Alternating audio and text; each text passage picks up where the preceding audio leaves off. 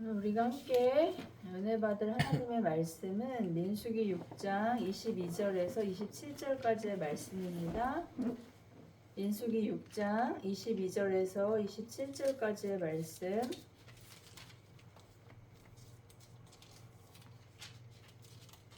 제가 봉독하고 27절 한 목소리로 합독하겠습니다.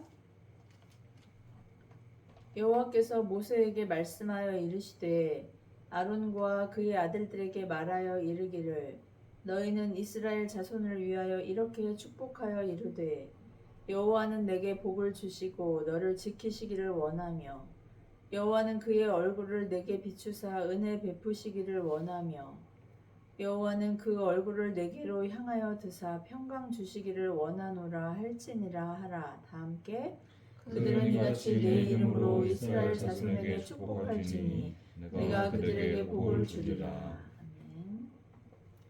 여호와는 내게 복을 주시고 너를 지키시기를 원하며 여호와는 그의 얼굴을 내게 비추사 은혜 베푸시기를 원하며 여호와는 그 얼굴을 내게로 향하여 드사 평강 주시기를 원하노라 할지니라 하라. 아멘. 오늘 교회의 축복이라는 말씀의 제목을 가지고 함께 은혜를 나누고자 합니다. 우리는 상대방에 대한 깊은 애정을 말로도 표현하지만 비언어적 표현이라고 할 수 있는 그 몸짓으로 표현하는 경우가 의외로 많다는 연구 결과를 보았습니다. 예를 들어 엄마가 아기를 바라볼 때 를 생각하시면 될 것 같아요. 몸을 한껏 아이를 향해 기울여서 아주 가까이에서 아이를 살피는 그런 상황을 보셨을 거예요. 연인 사이에서도 처음 사랑에 빠졌을 때는 상대의 말 한마디나 또 작은 행동 하나하나에 세심하게 주의를 기울이고 바로바로 리액션 하면서 집중한다는 것에 여러분도 동의하실 수 있겠죠? FBI에서 범죄자들에게 자백을 받아내는 것으로 성공적인 커리어를 쌓았던 이 전직 FBI 요원이 쓴 우리는 어떻게 설득당하는가 라는 책에서는요, 대부분 비언어적인 행동을 통해 범죄자의 심리를 정확하게 분석할 수 있다고 그렇게 말하고 있어요. 특히 시선이나 몸의 방향, 또 손발의 위치를 통해서 범죄자의 심리를 예측하고 성공적인 자백을 받아낼 수 있었다고 그렇게 기록하고 있더라고요. 저자는 이 범죄자가 몸의 기울임이나 시선의 방향, 또 눈을 크게 뜨는 표정, 입꼬리의 모양 등을 통해 편안함과 호기심, 또 불안과 관심을 분석할 수 있었다고 말합니다. 여러분도 비즈니스나 성공적인 그 인간관계에 이런 비언어적인 표현 방식을 숙지하셔서요, 좋은 결과를 얻으실 수 있으면 좋을 것 같아요. 오늘 제사장의 축복이라는 부제가 붙은 본문 말씀을 통해 제사장 아론에게 부여하신 이 축복의 직무를 성도와 교회가 위임받았다는 은혜에 감격할 수 있길 바랍니다. 더불어 예수 그리스도의 대속과 부활을 통해 출애굽 당시와 비교할 수 없는 완전한 축복을 주시는 하나님의 신실하신 사랑을 확신하고 그 은혜의 감격 안에서 그리스도의 복음으로 세상을 축복하는 사명 충성스럽게 감당하는 저와 여러분 되기를 축복합니다. 민수기는 백성의 수를 셌다는 의미예요. 출애굽한 이스라엘 백성들이 길게 잡아도 2주면 도달할 수 있었던 이 약속의 땅 가나안을 그들의 불순종으로 40년간이나 광야에서 방황한다는 서사의 역사적인 기록입니다. 이런 이유로 하나님의 구원이 인간의 협력이나 공로와는 하등 관련이 없음을 이 모세오경의 4번째에 해당하는 민수기를 통해 더욱 확신하게 되죠. 구원을 얻기에 전적인 무능과 무지를 드러내는 타락한 인간의 방해 공작에도 불구하고 창세전에 예정하신 구원을 친히 이루어 가시는 하나님의 주권적인 구원의 역사가 민수기의 주제입니다. 오늘 본문에서 하나님은요, 친히 제사장으로 임명하신 아론을 통해 이스라엘 백성들을 축복하라고 명령하시죠. 인간에게 정말 필요한 복이 무엇인지를 발견하게 하는 오늘 말씀을 통해 답답한 현실 속에서도 그 복을 누리고 세상을 축복하는 직분 넉넉히 감당하는 저와 여러분 되길 바랍니다. 하나님은 모세와 아론의 직분과 직무를 통해 왕으로 또 선지자로 제사장으로 오실 예수 그리스도의 모형을 보여주셨어요. 오늘 본문은 제사장 아론의 축복을 통해 하나님이 택하신 백성을 향한 그 사랑과 관심을 구체적으로 보여주고 계시죠. 먼저 하나님은 백성들에게 복을 주시고 그들을 지키시기를 원한다고 말씀합니다. 여러분은 복이라는 단어를 생각하면 제일 먼저 어떤 단어가 떠오르시나요? 복 받는 것을 싫어할 분은 안 계실 거예요. 건강, 재물, 재능, 명예, 매력적인 외모 이런 것들 우리 떠올릴 수 있지 않겠어요? 자식복, 남편복, 임복, 재물복, 부모복, 기타 등등 우리가 얻고 누리는 삶의 풍성함에는요, 이런 복을 소유하고자 하는 기대감이 누구에게나 있을 거예요. 사람들의 부러움을 사는 금수저라는 이 신조어도 결국 부모의 재력이라는 복이 자녀에게 미치는 영향력을 부러워하는 심리에서 만들어진 단어일 거예요. 오늘 하나님은 이스라엘 백성들에게 복 주시기를 원하며 그렇게 원하셔서 아론에게 하나님께 복을 구하고 백성들에게 선포하라고 명령하고 계시죠. 하나님이 백성들에게 정말로 주시고자 하는 복이 무엇인지를 말씀하고 계세요. 그 복은 바로 하나님의 관심과 사랑입니다. 하나님은 하나님의 얼굴을 백성들에게 향하기를 원하신다고 그렇게 말씀하고 있어요. 제가 설교 앞부분에서 이 비언어적인 표현의 방식 중 아주 빈번한 표현 방식이 시선이나 얼굴 또 몸의 방향과 기울임이라고 말씀드렸는데 하나님은 이처럼 당신의 얼굴이라고 표현하신 중심, 즉 마음과 관심을 이 백성들에게 향하기 원하신다고 그렇게 말씀하고 있습니다. 백성들을 향한 관심과 사랑을 하나님의 따스하고 온유한 시선과 그 얼굴을 햇살처럼 비추시기 원한다고 그렇게 말씀하고 계시죠. 보이시지 않는 하나님, 더군다나 얼굴이 없는 하나님께서 인간의 생각과 상상의 수준의 눈높이를 맞추셔서 사랑이 가득한 시선과 표정으로 그들을 대하시겠다는 그런 의미의 말씀이죠. 하나님은 마치 엄마가 아기를 바라보는 것을 연상할 수 있도록 얼굴을 백성들에게 향하신다고 그렇게 비유하고 계신 거예요. 여러분은 눈칫밥 드셔보신 적 있으신가요? 저는 눈치나 눈칫밥이라는 단어를 생각하면요, 어린 시절 읽었던 홍길동전에서 홍길동이 그의 아버지와 작별하는 순간에 했던 말이 떠오르곤 합니다. 아버지를 아버지라 부르지 못하고 형을 형이라 부르지 못하는 자신의 처지를 한탄하는 내용이었어요.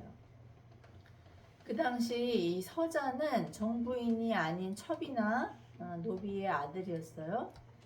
아버지가 양반이어도 어머니의 신분인 천민으로 살아야 했기 때문에 그로 인한 차별과 소외를 원망하는 말이었죠. 그런 서자들은요, 사회의 부적응자가 돼서 방황을 하거나 아니면 홍길동처럼 탐과 놀이를 응징하는 의적이 되었었는데 홍길동도 양반 아버지, 그 양반 아버지의 자식이었음에도 아버지를 아버지라 부를 수 없고 형을 형이라 부르지 못하는 참담한 현실에 직면했던 것이죠. 자신의 정체성에 혼돈을 겪고 또 소외되고, 그래서 자신의 현실 속에서 정당한 권리를 주장하지 못하고 겉도는 사람은요, 정말 사는 것이 너무나 고단하고 또 부조리하다고 느껴질 거예요. 눈칫밥은 이런 처지에 사람들이 먹어도 배부르지 않고 만족이 없는 불편한 밥이라는 그런 의미를 갖고 있겠죠. 우리 사회에서는 정서적 또 물리적인 핸디캡을 가지고 있는 사람들이 이런 눈칫밥을 먹고 살아가는 것 같습니다.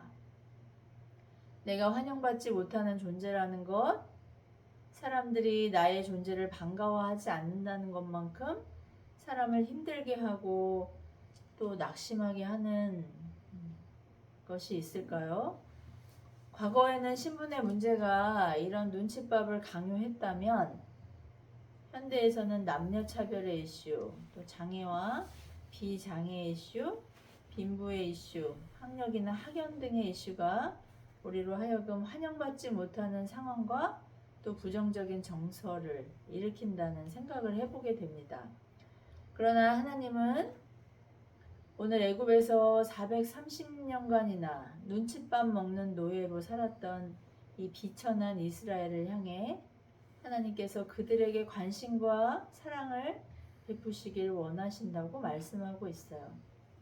하지만 그들이 그토록 갈망했던 복, 이 노예 백성들이 정말 원했던 복은 애굽의 우상 숭배자들처럼 실컷 먹고 실컷 자고 일하지 않아도 되는 자유나 물쓰듯 펑펑 누리고 즐길 수 있는 풍요와 자원이었을 거예요. 왜냐하면 40년 후 그들이 젖과 꿀이 흐르는 가나안에 입성하면서 우상을 숭배하는 이방 민족의 그런 문란한 죄에 깊이 빠지고 탐닉하게 되는 것을 통해 이 백성들이 정말 바라던 복이 어떤 것인지 그 실체를 확인할 수 있었기 때문입니다. 그러나 하나님이 주시고자 하는 복은 바로 임마누엘, 우리와 함께 하시는 하나님의 그 임재였던 것이죠. 자녀를 향한 하나님의 관심과 사랑의 돌보심, 바로 하나님 우리에게 주시고자 하는 복이었어요. 하나님의 자녀가 받고 누리는 이 관심과 사랑은요, 오늘 본문의 말씀처럼 따스한 그 햇살처럼 그들을 보호하고 또 감싸고 평안함과 만족을 주는 변하지 않는 무제한적인 영원한 사랑임을 깨닫기를 원하신 거죠. 하나님이 함께 하신다는 복은요, 절대로 빼앗기지 말아야 하고 간절히 지키기를 소원해야 하는 그런 복이었습니다.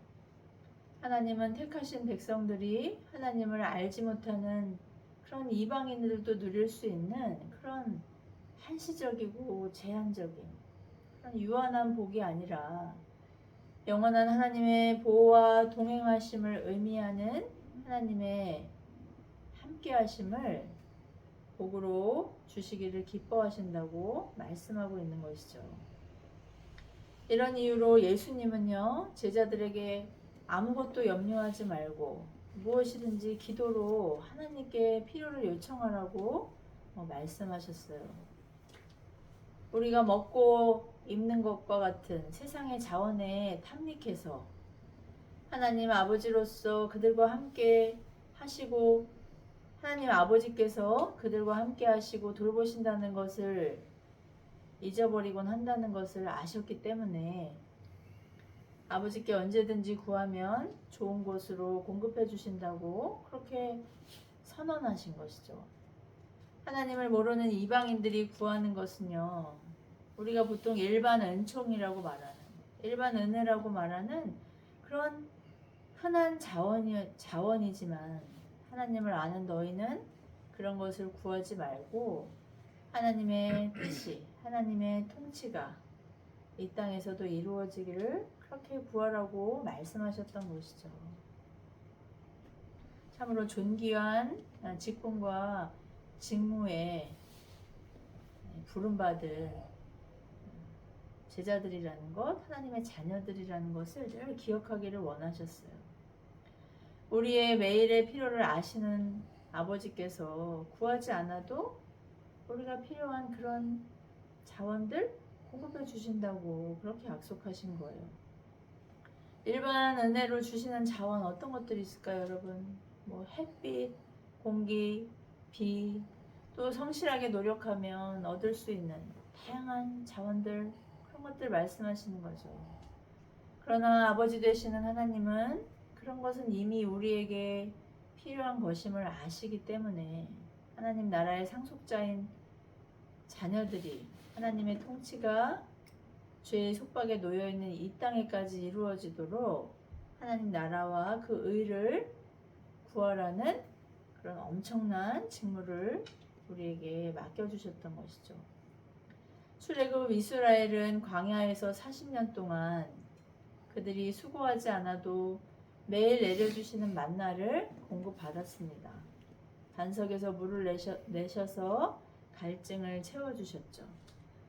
그러나 하나님의 백성은 육신의 양식으로만 사는 것이 아니라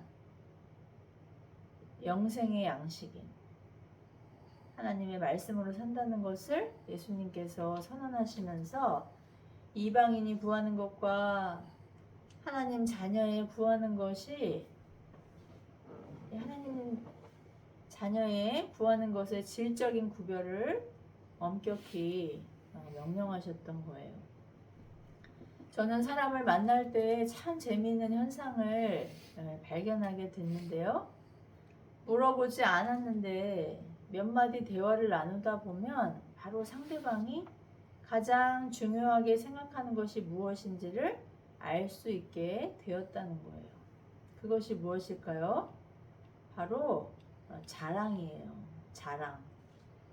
예수님도 마음에 가득한 것을 입으로 낸다고 그렇게 말씀하셨잖아요. 정말 그 사람이 무엇을 중요하게 생각하는지 여러분 알고 싶으면 그 사람이 어떤 자랑을 하는지 한번 들어보시면 돼요.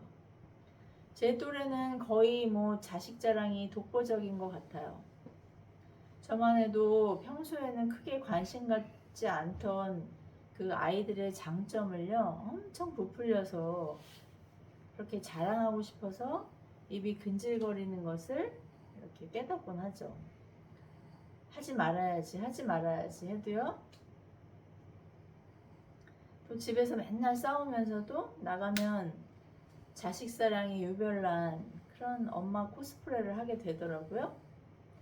물어보지 않았는데도 자식이 박사다, 의사다, 연봉이 얼마다, 뭐 또 공부를 잘하고 좋은 직장에 다닌다는 것, 이 자랑의 고정 레파토리 같더라고요. 건강하다, 뭐 신앙 좋다 이런 자랑들은 아직까지 한 번도 들어본 적이 없어요. 세대별로도 자랑은 거의 비슷한 것 같아요. 남편이 대기업 다닌다, 뭐 남편 사업이 대박이 났다, 아이가 전교 몇 등이다, 뭐 거주하는 곳의 집값이 얼마다, 또 외제차, 자산 등등 자랑하고 싶은 열정에 사로잡혀서 정말 말하지 않을 수 없는 그런 열정으로 그렇게 자랑을 하게 되는 것을 발견하게 돼요. 그러나 하나님은 이방인들이 구하고 자랑하는 그런 유한한 자원이 아닌 오직 영원하고 불변하신 그 하나님만을 자랑하라고 예레미야 선지자를 통해 그렇게 명령하시죠.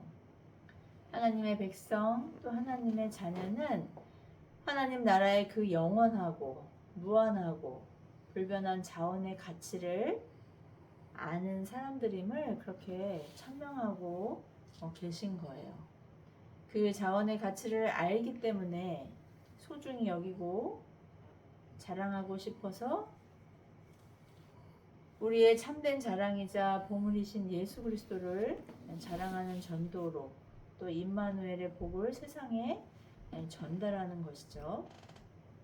더 나아가 누가복음 24장에서 예수님은요, 제자들을 축복하시고 제자들이 보는 앞에서 승천하실 때 대제사장인 예수님의 직무를 제자들에게 위임하셨어요. 세상에 포로된 죄인들, 마귀라는 강도에게 영혼을 빼앗기고 죄의 속박에 사로잡힌 그 이웃들에게 예수 그리스도의 생명을 축복으로 전달하는 그 제사장의 직분을 위탁하신 것이죠. 그리스도의 생명을 통해 하나님의 자녀가 된 성도의 모임인 이 교회가 바로 구약 이스라엘 시대 제사장의 직무를 감당하는 사명자라는 것을 깨닫고 이 놀라운 직분과 사명 빼앗기지 않겠다는 그 열정을 회복하는 저와 여러분 되기를 축복합니다. 성도와 교회가 이런 복을 구하고 전파하는 특권과 직무를 받았음에도 도리어 세상에 유한하고 한시적인 자원을 이방인보다 더 치열하게 얻으려고 하고 심지어 세상에 그 유한한 자원을 갖고 있는 그들의 것을 빼앗고자 한다면 불의한 청지기에게 엄히 명하셨던 주님의 책망을 들을 수밖에 없다는 경계와 두려움을 회복할 수 있기 바랍니다.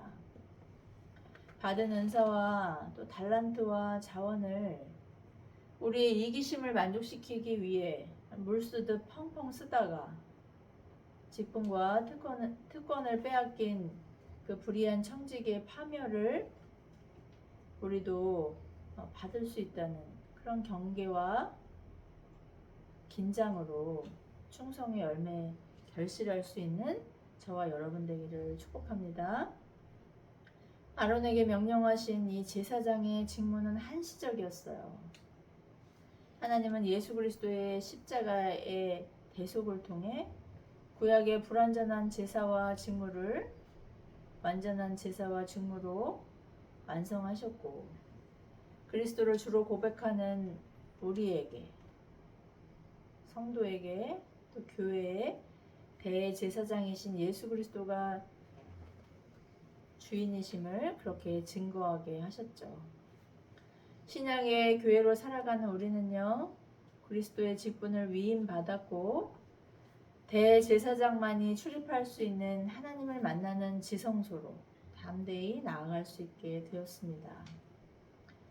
하나님의 사랑을 받은 자녀라는 이 막강한 정체성을 가지고 눈치 보고 쭈삣거리거나 두려워하지 않으면서 하나님을 아버지라 부르며 아무 때나 나아갈 담력과 기도로 부르짖을 수 있게 되었죠.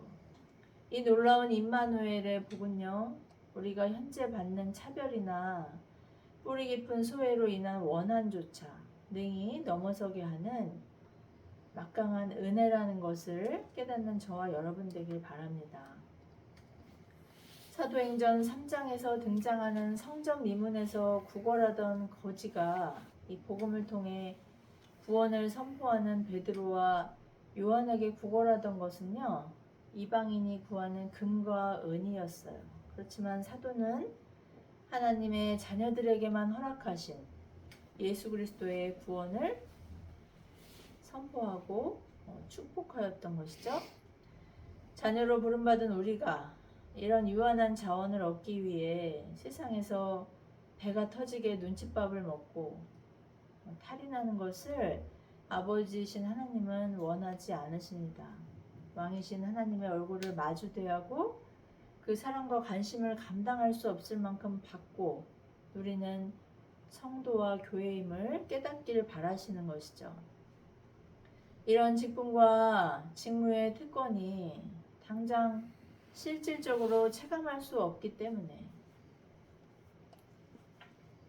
눈에 보이지 않기 때문에 손에 잡히지도 또 실감나지도 않기 때문에 복으로 여겨지지 않는다고 생각할 분도 계실 거예요. 그러나 성경의 증인으로 소개된 허다한 이 믿음의 선진들은요, 임마누엘의 하나님의 얼굴을 매 순간 찬양했고, 시편 기자인 다윗은 그 하나님의 선하심을 맛보았다고, 너희도 맛보아 알라고, 또 그 은혜와 평강의 달콤함은 송이 꿀보다 더 달다고, 마치 먹방 유튜버처럼 그렇게 생생하게 임마누엘의 감격을 선언하고 있는 것이죠.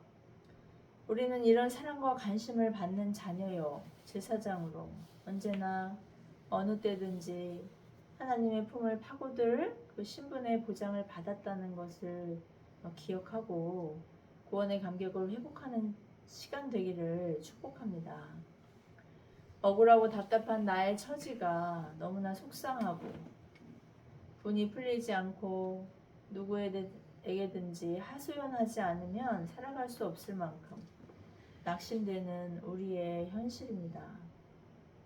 그래서인지 상담 관련 콘텐츠가 그 어느 때보다 인기를 얻는 시대이기도 한 것 같아요. 그렇지만 우리를 향하신 하나님의 계획과 그 선하신 뜻을 기억할 때 우리는 그 안에서 하나님이 궁극적으로 예수 그리스도를 통해 실현하신 이 평안과 화목함을 이런 결핍 가득한 현실 속에서도 풍성히 누릴 수 있음을 발견하게 됩니다. 우리를 향하신 하나님의 사랑의 그 열정을 신명기에서는 이 모세가 질투하신 하나님이라고 그렇게 기록했고, 또 그 하나님의 불꽃 같은 눈동자로 당신의 백성을 주시하신다고 말씀하고 있어요. 아가서에서는 질투의 화염의 그 맹렬함으로 우리를 향하신 하나님의 그 사랑과 관심을 표현하고 있는 것이죠. 그리스도의 핏값으로 사신 백성을 향한 하나님의 사랑과 관심을 이렇게 이글이글 불타오르는 눈동자로 잠시도 시선을 떼지 않는 그 엄청난 그 관심과 사랑으로 우리를 바라보신다고 그렇게 표현하고 있는 거예요. 영원히 함께 할 수 없는 부모에게도 또 친구에게도 연인에게도 한시적인 이런 관심과 사랑을 받는 것으로도 건강한 자아상과 정체성을 갖게 된다고 하는데, 그래서 그런 부모에게 감사하고 또 친구에게 감사하고 자녀에게 감사하는 그런 우리의 모습을 보게 되는데, 그것이 행복이라고 말하는데 하물며 우리에게 영원하고 불변하시며 무한하신 그 사랑을 쏟으시는 하나님께서 우리와 언제나 함께 하시겠다는 그 사랑의 고백을 성경 66권을 통해 또 선포되는 말씀을 통해 무차별적으로 듣는 우리임에도 불구하고 현재적으로 그 은혜의 감격과 기쁨을 잃어버렸다면 이 시간 말씀을 통해 그 감격을 다시 회복하는 시간 되기를 축복합니다. 그리스도를 통해 확증하신 그 사랑의 깊이와 너비, 측량할 수 없는 그 사랑에 가슴이 터질 것 같은 감격과 기쁨을 회복할 수 있는 시간 되기를 축복합니다. 이 감격을 빼앗기거나 잃어버리지 않기 위해 나에게 주신 은사와 자원들 더욱 집중할 수 있는 저와 여러분들에게 축복합니다. 매 순간 매일의 삶 속에서 하나님의 얼굴을 찾고 발견하시기를 축복해요. 하나님의 은혜 주시고 평강 주시기를 원하시는 그 자비로운 얼굴에 설득 당하시기를 축복합니다. 일상에 사소하고 당연하다고 생각했던 이 자원과 환경을 통해서조차 우리를 향하신 하나님의 그 따스하고 온화한 영원 불변한 사랑과 관심을 발견할 수 있는 그런 눈을 달라고 기도하실 수 있길 바랍니다. 여러분 말씀을 사모하세요. 매일 한 줄 말씀이라도 읽고 암송하는 시간 가지시길 바랍니다.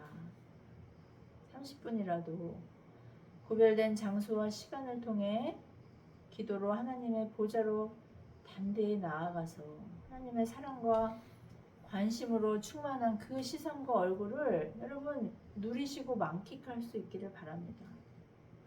나에게 주신 기회와 자원, 하다못해 여러분 맛있는 한 끼 식사라도 그것들이 모두 나에게 변함없는 사랑과 관심을 아끼지 않고 베푸시는 이 하나님의 자비로운 얼굴임을 기억하고 그 얼굴을 더 많이 발견하실 수 있길 바랍니다. 내가 바라는 복도 주시는 하나님이시지만 그 복의 한계와 불완전함을 아시기 때문에 하나님은 영원히 썩지 않고 쇠하지 않는 하나님의 함께 하심이란 이 임마누엘의 은혜를 베푸셔서 지금 여기 그리고 이후까지 우리가 주님 품에 안기고 죽음 이후의 영생의 삶까지도 하나님만이 나의 유일하고 완전한 복임을 고백하길 원하신다는 그 뜻을 확신하고 매일의 삶 속에서 그 은혜를 누리고 담대히 전파할 수 있는 저와 여러분 되기를 예수님의 이름으로 축복합니다. 기도하시겠습니다. 자비로우신 하나님 아버지, 오늘도 예배 가운데 하나님이 우리를 바라보시고 우리를 지키시기를 원하며 우리에게 복 주시기를 원하시는 참으로 좋으신 아버지 하나님이심을 말씀을 통해 깨닫게 하시니 감사와 찬양을 드립니다. 우리를 불꽃 같은 눈동자로 지키시고 영원토록 우리를 지키시겠다는 그 열심으로 우리를 바라보시는 그 하나님의 놀라운 사랑의 얼굴과 그 눈을 우리가 깨닫고 하나님을 더욱 찾고 구하고 말씀 안에서 기도 안에서 그 하나님을 아는 지식에서 더욱더 장성케 되는 역사 있도록 우리를 주장하시고 다스려 주시기를 간절히 사모합니다. 모든 말씀 보배롭고 존귀하신 예수 그리스도 이름으로 기도드리옵나이다. 아멘. 다 함께 찬송가